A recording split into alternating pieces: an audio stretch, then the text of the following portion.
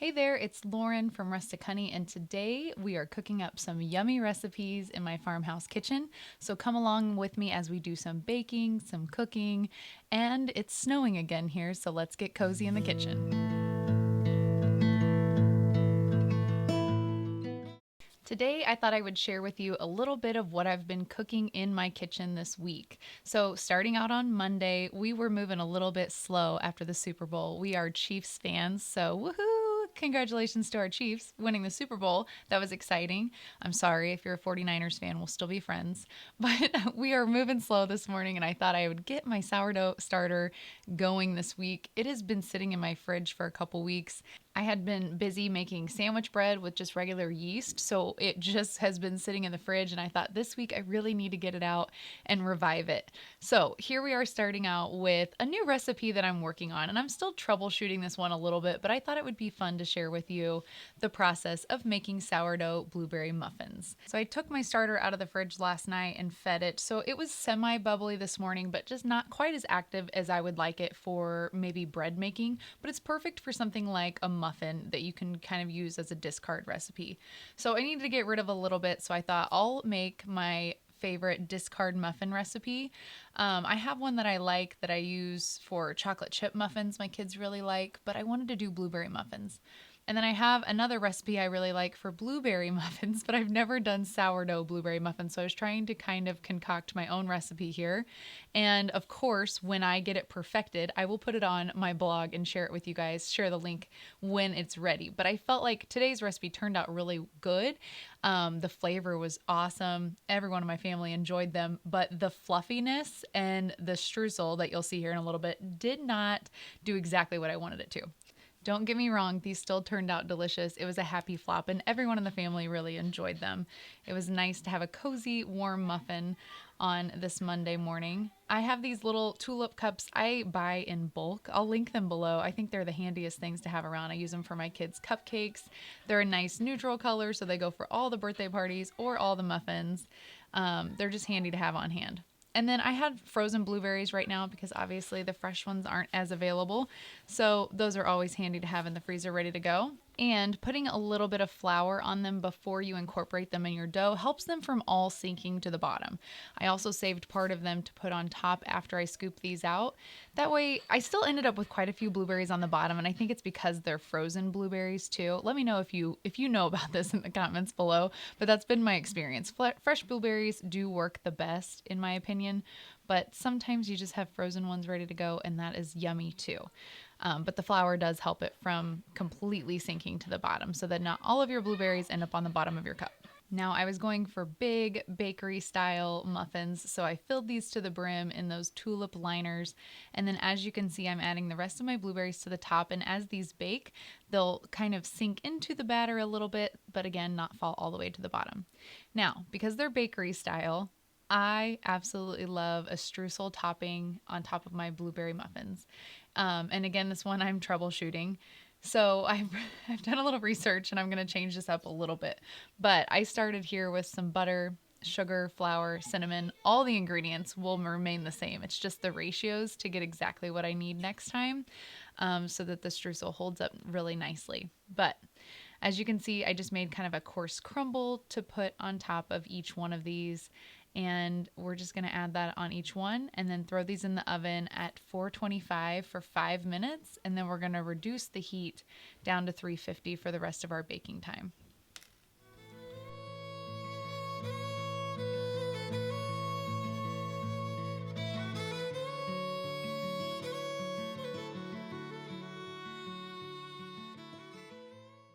It has been a really busy week here, and I feel like I spent a lot of time in the kitchen, but also on the run. Nonetheless, there are a million dishes to do. So, again, my habit of doing dishes on demand has been very helpful, especially when you're trying to make so many things throughout the week. Now, I wanted to make a little bit of actual, I say actual breakfast. I feel like sometimes muffins are basically like cupcakes for breakfast, so I thought we needed a little protein. So, luckily, we have some farm fresh eggs going this morning. I thought I'd scramble some up for my kiddos to have before they indulge in their muffins. Also, this is Valentine's Day week, so we are getting plenty of sugar in our house. I don't know about you guys, but we've been on sugar overload this week with all of the extra treats for Valentine's Day. All right, those came out of the oven. They are done. Did the little toothpick test. And as you can see, my streusel did not hold up. I think my batter was a little bit on the runny side, and my streusel topping was a little bit too buttery. So it just kind of married together, which does not sound like a problem, does it? The sugar melted into the butter. That's a delicious problem. They are very good, but they're just not up to par where I want to put them on the blog yet. But I hope you enjoyed watching me put those muffins together, and I hope you stick around for the recipe when I get it perfected. Blueberry muffins are the perfect way to start off the week.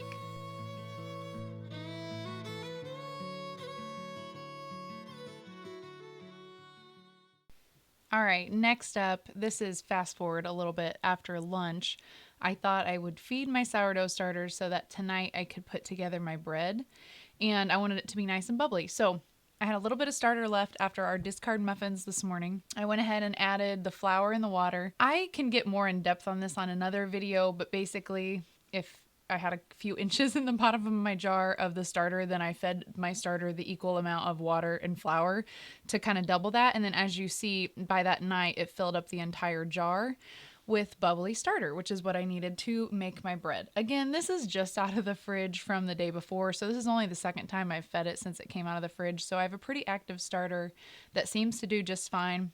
It would probably be even better if I fed it one more time before making bread, but sometimes we're just busy and I want to get it done, and it works out just fine for me. So, and if you are a sourdough expert, you're probably not approving of all of the ways that I'm doing this, but I will say that last year I spent an entire year every week making sourdough, and I thought, I'm going to teach myself how to do this. I'm just going to force myself to do it every single week, and I used my starter every week last year. So I feel like I've got a lot of experience at this point under my belt, and I've learned what works and what doesn't, and I have found some really good resources in the sourdough world. One of them being a girl on Instagram. Her name is Courtney at Acts of Sourdough, and this is actually her bread recipe. I find it to be the easiest one to put together because you just measure out all the ingredients like you saw me doing there, and then you mix it all together. You let it sit for about an hour, which is perfect. I can do that like as I'm prepping dinner.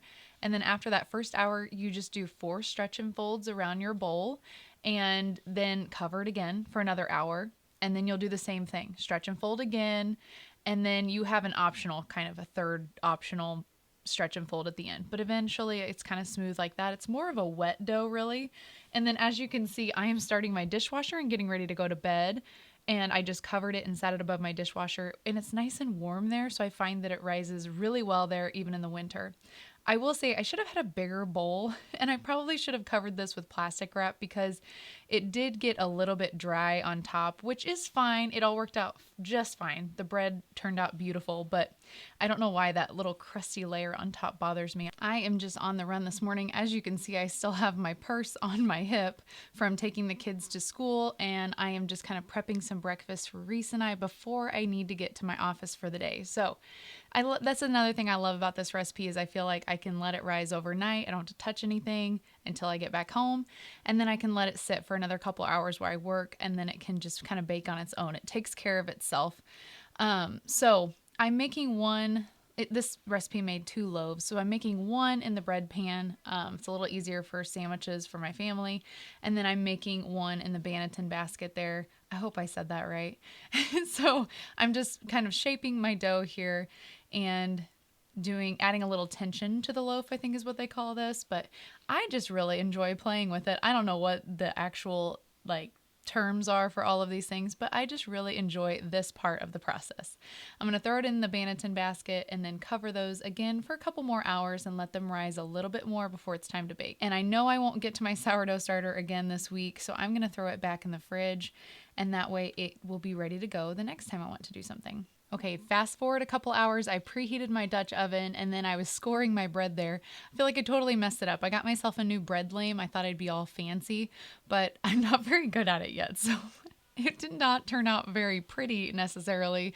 But once it was baked, it was all just fine anyway. It was delicious and it's got that pretty golden exterior that I was going for. So we're going to call it a win. This first one came out and then I went ahead and put the loaf in separately, but it was perfect. I always want to cut into it right away, but you can't. So again, fast forwarding time here. This has been probably at least a couple hours since it's been baked. It's not hot at all anymore. You don't want to cut into your loaf right away because you're going to let out so much steam and it's actually going to dry out your bread. I did not know this for a long time, but I finally learned that about sourdough. So don't cut into it right away, even though it's delicious warm. You can reheat it in a pan later. Be delicious with some butter. But I love how this one turned out so yummy in the Dutch oven. And the one in the loaf pan turned out pretty good too. I actually will end up using it for grilled cheese sandwiches later this week. All right, the sun is going down and we have to transition to dinner time. So I thought I would just share with you what we are cooking up this week, maybe give you some dinner ideas. Tonight we're keeping it simple with a meatloaf and some baked potatoes. So as you saw, I seasoned up those baked potatoes and went ahead and got those in the oven. And now I'm going to throw together a quick meatloaf.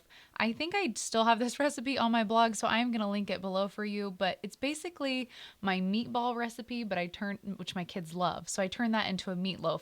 And it's funny because they complain about it every time, even though it's the exact same recipe as the meatballs. Luckily, I was able to convince them this time that it was the same, and everyone really enjoyed this dinner. But let me know in the comments below if your kids do silly things like that too. Sometimes it's just like a presentation or a texture issue. I don't know.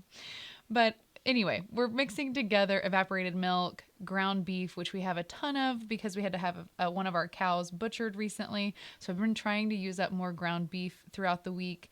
Let's see what else was in it. Eggs, oatmeal, and then a bunch of seasonings. And now the star of the show, of course, is the ketchup, brown sugar, liquid smoke, garlic topping that I'm going to add here. It just adds the perfect glaze and it'll go on pretty thick. It's going to seem like a lot, but once it gets to baking, it's going to seep in just a little bit and leave you with a nice caramelized layer on top.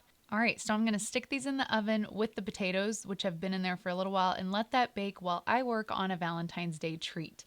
This is one of the easiest treats. It's like festive popcorn in my mind for any occasion, and we can just switch up a couple things to make it perfect for any holiday. So basically, you're just going to pop up some popcorn. I think that movie theater popcorn works great for this.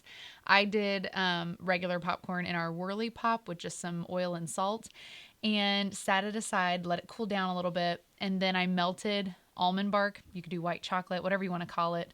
I melted a whole bar of that I did 4 batches in the Whirly Pop. So gosh, what was that? It was a lot of popcorn per an entire bar of almond bark.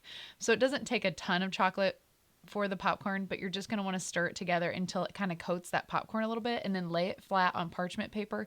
And the thing you can change up every time is the sprinkles. So I added X's and O's for Valentine's Day. And the hardest part was keeping the kids out of it before dinner. So we sat down, had our meatloaf, our meat and potatoes kind of night. And then after dinner, it was set up enough that I could bag it up for all of our Valentine's Day treats the next day. And it is back to snowing here. We have been all over the board here this week. I feel like we were in short sleeves earlier in the week, and now we're back in our heavy coats. And it's snowing again, so it's time to get cozy in the kitchen once more. I'm going to show you how I used up some of that sourdough bread we made earlier in the week, and we're going to get back to our tomato soup. If you've been watching my channel for the last few weeks, I had a tomato soup that I did not too long ago, but I wanted to redo it, especially now that it's Lent. And here at our home on Fridays, we don't eat meat, so we are having tomato soup and grilled cheese this evening, and actually for lunch today a little bit too. So I thought I would put this together and then I can put it in a crock pot later and have it be ready for this evening. So this recipe, I'm starting off with some celery, carrots, and onions, and I'm throwing it in a little bit of olive oil in my Dutch oven. Gonna let that saute down and kind of caramelize the carrots. It just adds so much flavor the longer I kind of let it sit there. and work over a low heat on the stove. And as I'm working, I'm saving all of the little bits and the scraps for my chickens. They will be super excited to have that today. I thought it was kind of funny today. I was taking a video of it snowing outside, and it looked so pretty and wintry, but yet off in the distance, I could hear the sound of the birds and my chickens pecking around in the garden, and it sounded like spring, but it looked like winter. And it was just a sure sign that we are transitioning our way through the seasons. And I'm kind of thankful for the snow. Honestly, I think it was a really pretty reminder of the season we're in, and I'm always happy to get into my winter kitchen mode and make this comfort food for my family, especially during February. It's been so incredibly warm here that I've almost forgotten what month it is at times. But it was nice to see a little snow, although I am missing the sunshine, and I wasn't so happy to put on all the layers today as we were walking out of the house. So anyway, into our pot, we are adding, like I said, the onion, celery, and the carrots. I added some garlic. I'm adding salt and pepper in my seasonings, and then I'm adding the rest of the sun-dried tomato paste that I had. My regular recipe calls for just regular tomato paste, but the sun-dried tomatoes just kind of amp up the flavor a little bit. I really liked that. So we kind of have a paste going. I added a little bit of sugar to balance the acidity of the tomatoes, and then I also added flour to kind of act as a thickening agent during the cooking process. So I'm adding in 2 quart jars of crushed tomatoes from my garden from last summer. And then I'm doing some Italian seasoning and throwing in a bay leaf before I'm going to cover this and just let it simmer for probably 20 to 30 minutes until all of those veggies are really soft and ready to blend. My little one just came in from playing in the snow and of course requested hot cocoa. So I reluctantly made her a cup, mostly because we still have these hot cocoa bombs left over from Christmas, and I wanted to get them finished up before we are truly in the spring season, because then I'm afraid they'll go to waste. So I let her have a little hot cocoa, and I am going to take out that bay leaf and use my immersion blender to blend up my soup just to make it nice and creamy. And then the perfect thing to top this all off is a little bit of Parmesan cheese and heavy whipping cream. Just to balance it out a little bit. I sometimes just throw in a little splash of milk and then throw in some Parmesan cheese on top. But again, it's perfect with a grilled cheese today, so that's how I'm using up some of our sourdough bread. I am just throwing it into a warm skillet with butter, and I've shredded up some fresh sharp cheddar cheese, and it just crisps up so nicely on the outside, it's melty on the inside, and is the perfect winter treat on this snowy day. I sure enjoyed having you here to cook with me today. Let me know in the comments which recipe was your favorite, and I hope to see you back here again soon.